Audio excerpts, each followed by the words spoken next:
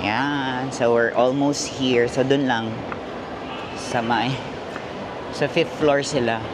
Omega Trade Halter nga.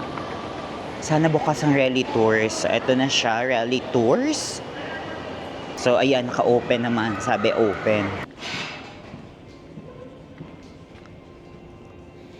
Bas lang natin yung ating mga paraphernalia. Ay, ayun. Good afternoon po.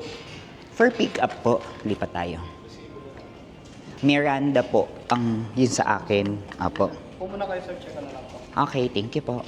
Upo muna daw tayo. Hindi naman ako ganun kinakabahan. Though, sana multiple entry na tayo this time. But, ang dami ko nga napanood sa ibang vlogs na sila nakailang apply na din. Hindi pa rin na-approve for multiple. So, kahit single entry, okay na din yun, no? At least, approve tayo ng visa. That's the most important. So, as of now, yung tourist travel date na ina-accept nila, today is the 30th ha, December 30. So, yung ina-accept na nila is this one. Ayan. Tourist travel date.